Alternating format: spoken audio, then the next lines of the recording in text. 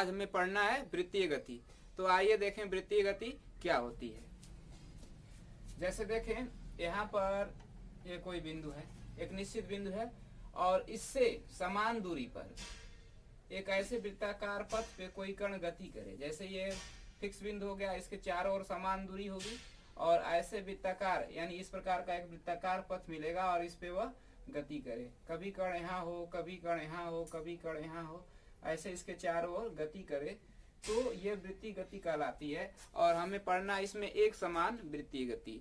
तो एक समान वृत्तीय गति क्या है कि जब कोई कण एक निश्चित बिंदु के चारों ओर इस प्रकार गति करे कि उसके वेग की दिशा लगातार बदलती रहे परंतु उसका परिमाण यानी अर्थात चाल हमेशा नियत रहे, तो ऐसी गति वृत्तीय गति कहलाती है। या ऐसे भी कह सकते हैं जब कोई कण एक निश्चित बिंदु को केंद्र मानकर उसके चारों ओर इस प्रकार गति करे कि उसकी चाल नियत रहे परंतु उसके वेग की दिशा लगातार बदलती रहे, तो ऐसी गति को हम एक समान वृत्तीय गति कहते हैं। तो हमें एक समान वृत्तीय गति ही पढ़ना है। तो जब वेग की दिशा लगातार बदलेगी, तो जब वेग की दिशा बदलेगी तो त्वरण भी आएगा, लेकिन यहाँ पे जो त्वरण होता है उसका भी परिमाण जो आंकिक मान होता है वो नियत रहता है, अचर रहता है, लेकिन उसकी भी दिशा लगातार बदलती रहती है। ठीक, तो इस तरह से ये वृत्तीय गति होती है।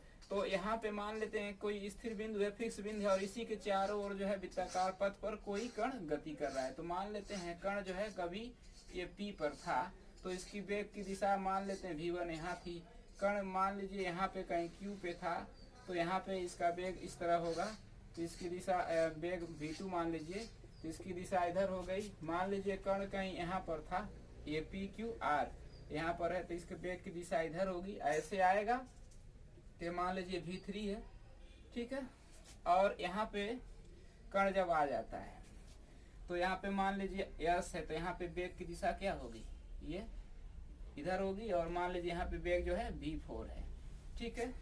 तो इस तरह से कण जो होगा गति करेगा। तो यहाँ पे कोई भी बिंदु देख सकते हैं, कभी यहाँ भी हो सकता है, कभी यहाँ भी हो सकता है। तो हमने चार स्थिति इसमें दिखाया है कण का।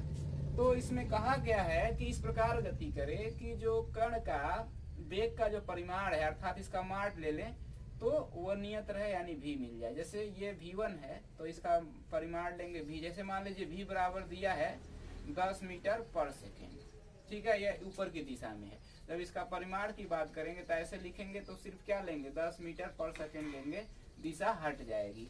उसी तरह से यह वेक्टर है, जैसे यहाँ पे हमने V1 वेक्टर कहा है तो इसको V से सिर्फ दिखा रहा है। V1 भी दिखा सकते हैं लेकिन इसका आंकिक मान जो होता है फिक्स रहता है, नियत रहता है, यही परिभाषा है। तो सिंपली इसको क्या दिखा दिया, V से दिखा दिया। तो यहाँ भी जो होगा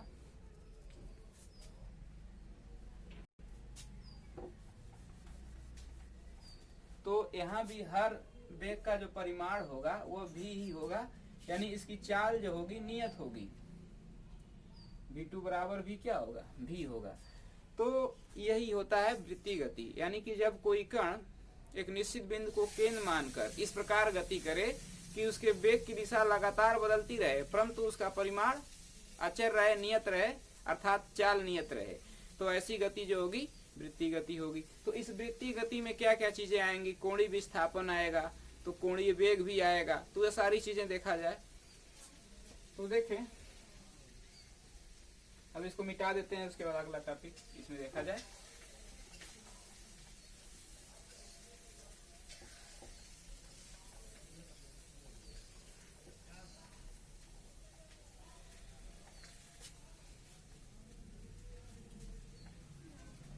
जैसे मान लीजिए ये स्थिर बिंदु है और वृत्त का मान लीजिए केंद्र ही है O मान लीजिए, और वृत्ताकार पथ पर कोई कण गति कर रहा है। तो ये वृत्त का केंद्र हो गया, इस पे कोई कण गति कर रहा है।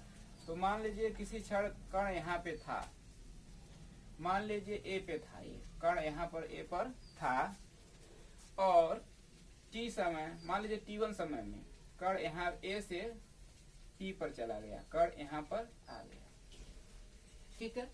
जब कण यहाँ पर आएगा तो इसको ऐसे यहाँ से ऐसे मिलाएंगे केंद्र से और P को, तो यहाँ पे कुछ न कुछ कोण बनेगा, ठीक। अब मान लीजिए किसी क्षण जो है कण यहाँ पर आ गया, P से Q पर आ गया, तब इसको ऐसे यहाँ से ऐसे मिलाएंगे तो यहाँ भी क्या बनेगा, कोण बनेगा। ठीक है, तो अब यहाँ ध्यान देना है कि ये कण की प्रारंभिक स्थिति है। जब कण यहाँ पर था, A पर था, बिंदु A पर कण था, ऐसे जा रहा है, वृत्तीय गति ऐसे दिखा रहे हैं, ठीक है, ऐसे घूम रहा है। तो जब कण यहाँ पर था ऐसे, जब कण मतलब A पर था, तो ये जो उसकी कौन सी स्थिति थी, प्रारंभिक स्थिति पहले यहाँ पे था। तो केंद्र से और ये तक जो रेखा जा रही है वो जो बताएगा इसकी स्थिति को बताएगा, इसको बोलते हैं त्रिज्य वेक्टर।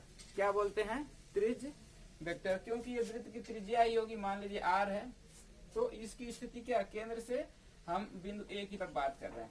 ठीक है, तो त्रिज्य वेक्टर या त्रिज्य सदिश कहते हैं।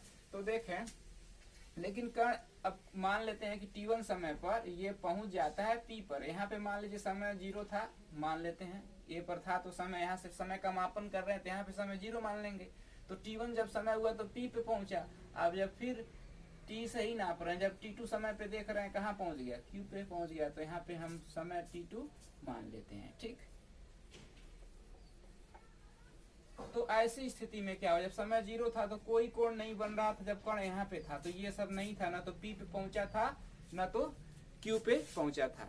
तो देखें, जब A से P तक गया, यानी इतना चाप गया, AP चाप गया वृत्त का, तो यहाँ पे मान लेते हैं कोण कुछ बना, वो θ1 मान लेते हैं। ठीक है, इस OP से कितना कोण बना, θ1। अब जब ये P से Q तक गया तो यहाँ से यहाँ तक का कोण मान लेते हैं θ2 गया।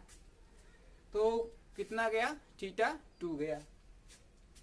तो हम निकालना चाहते हैं P से Q तक कुल कितना कोण गया, तो P से Q तक तो इतना ही कोण गया है, तो ये पूरा θ1 है, इतना ही, और ये यहाँ तक क्या है, θ2 है, इतना कोण क्या होगा, θ2 माइनस θ1, और इसको डेल्टा थीटा के बराबर लिखा दिया जाए। ठीक, तो इस तरह से देख रहे हैं कि जब कण वृत्ताकार पथ पे गति कर रहा है तो उसका विस्थापन हो रहा है, कोणीय विस्थापन हो रहा है। जैसे कोई वस्तु जो है सरल रेखा में चलती है तो उसका रेखीय विस्थापन होता है। जैसे समझे, यहाँ पे कोई वस्तु मान लीजिए ये फिक्स पॉइंट है, ये फिक्स पॉइंट O है और A है, यहाँ से वह x सेंटीमीटर की दूरी थी और यहाँ से वह चली गई 3x सेंटीमीटर और B पे पहुंच गई।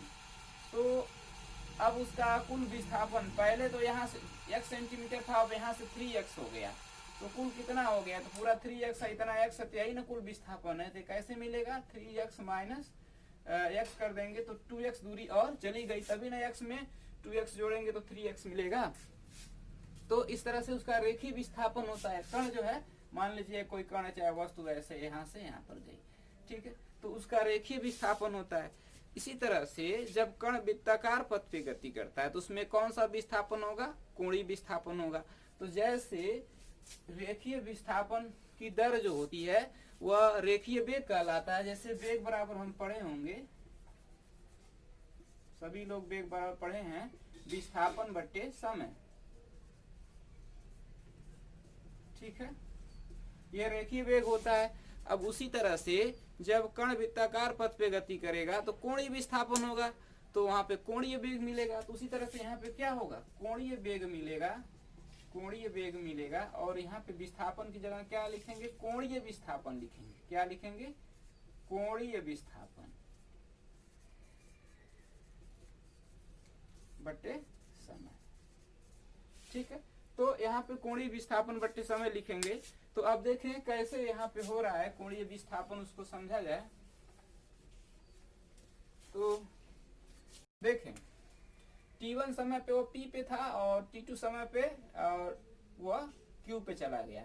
तो पहले कोण जब मतलब कण P1 पे था, सॉरी P पे था, तो विस्थापन कितना था उसका, θ1 था। कोण कितना चला था, θ1 चला था, ये θ1 है।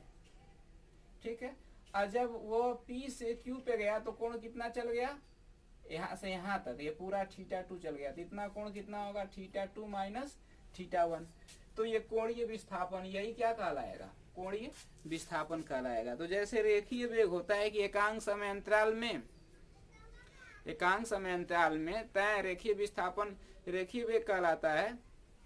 उसी तरह से एकांक समय अंतराल में तय कोणीय विस्थापन कोणीय वेग कहलाता है। तो पहले हम थोड़ा सा कोणीय विस्थापन डिफाइन करेंगे, उसके बाद तब जाकर के रेखीय वेग को डिफाइन करेंगे। ठीक, तो देखें, इसको मिटा दें, थोड़ा ज्यादा इसमें कई चीज दिखा दिया गया है, थोड़ा साफ दिखाया जाए।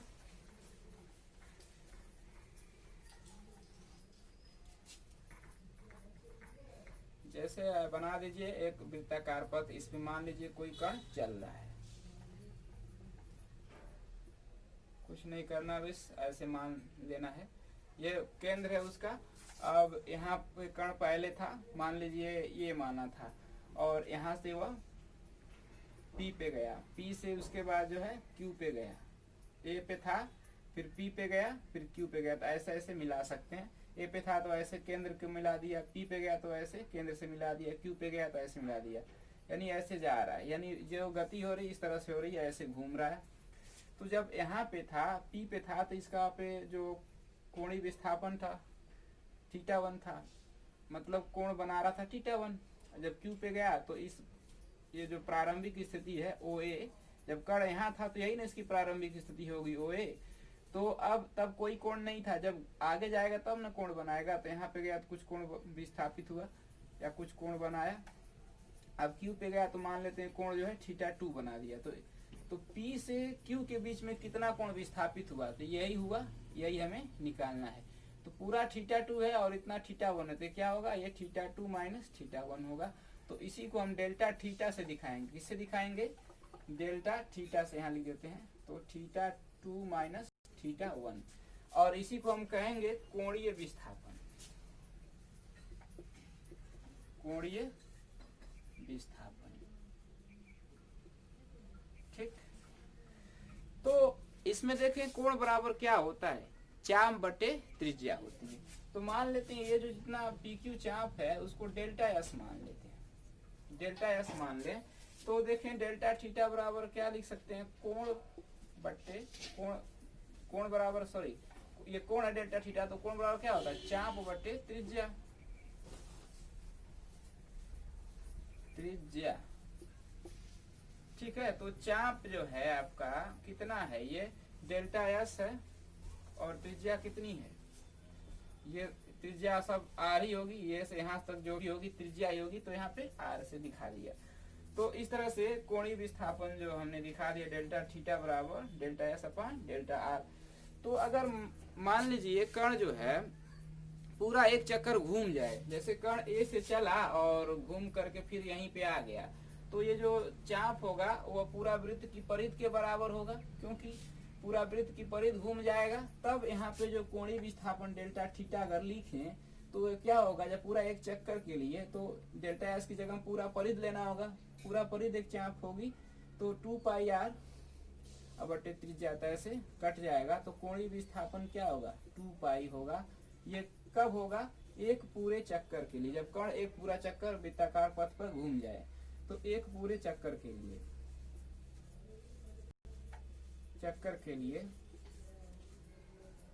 ठीक है, कोणीय विस्थापन होगा।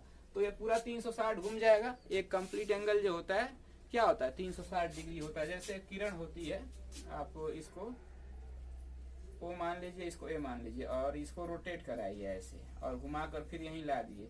अब यहाँ तक जाती है तो 90 डिग्री, फिर यहाँ आती है 90 डिग्री, फिर यहाँ आती है इधर तो 270 डिग्री होता है, फिर यहाँ आती है तो 360 डिग्री पूरा हो जाता है। तो एक कोण पूरा घूम जाएगा, 2 पाई मतलब 360 डिग्री। इस तरह से जो होता है आपका कोणीय विस्थापन, एक पूरे चक्कर के लिए जो कोणीय विस्थापन होता है 2 पाई होता है। ठीक है, ये क्लियर हो गया। तो जैसे रेखीय विस्थापन होता है, जिससे विस्थापन पढ़ते थे हम, सदिश राशि होती है, उसी तरह से कोणीय विस्थापन भी क्या है, सदिश राशि है। तो अब कोणीय विस्थापन है तो कोणीय वेग भी आएगा, इसके बाद क्या आएगा, कोणीय वेग आएगा। ठीक है, तो अब अगले वीडियो में पढ़ा जाएगा कोणीय वेग। ठीक।